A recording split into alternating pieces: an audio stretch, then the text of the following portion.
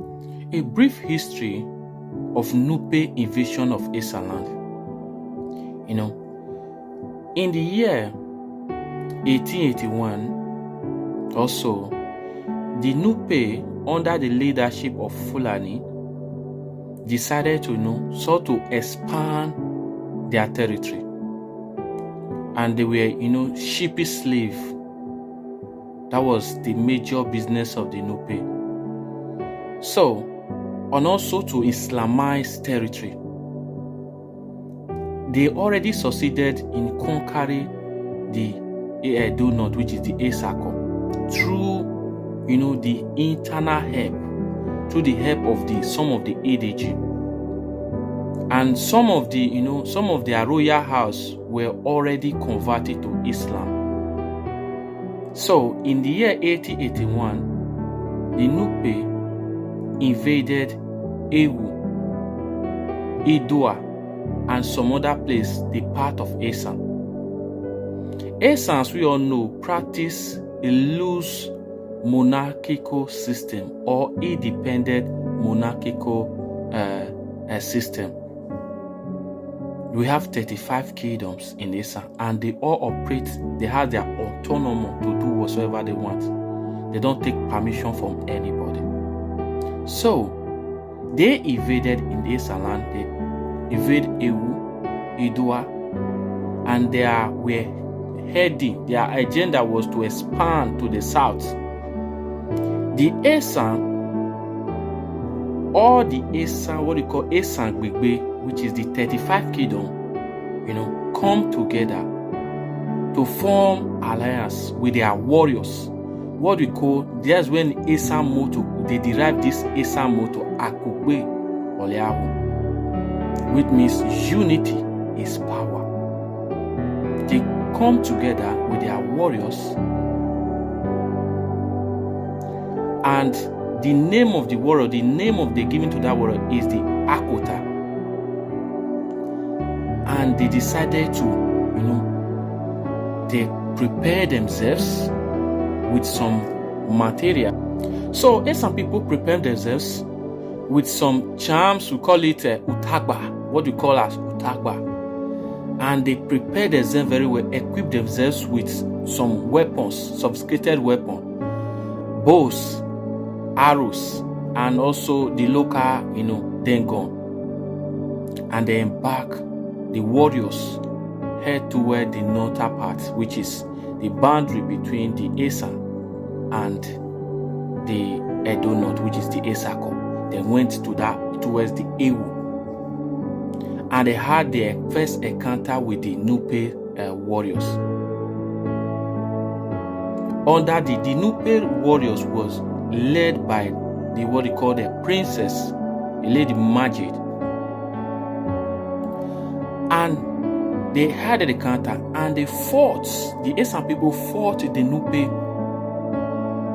During that period, fought the Nupe, and Esan the Esan warriors were able to subdue the Nupe.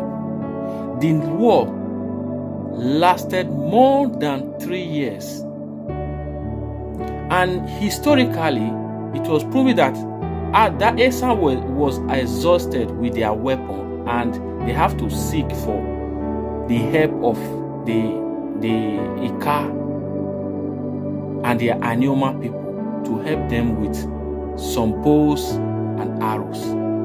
It wasn't the Benin.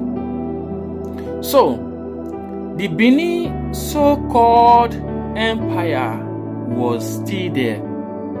Esan fought the Nupe and defeated the Nupe. When Esan captured the warriors, some of the Nupe warriors, and what they will do in order to acknowledge our king, they don't understand Esan language. All they will do to acknowledge, they will say Zaiki, and they bow. And some of those Nupe, Esan, captured them, imprisoned them, and they later live with us in Esanland. And throughout that period, they continue to reverence our king as Zaiki. In order for Esan to keep the record, Esan began to adopt that same ways of salutation. That's why you see a lot of people say, we are Nupe, that's why we are saying Zaiki. For us to be able to keep that record, the history that we defeated the Nupe, we have to, keep that same particular first greeting.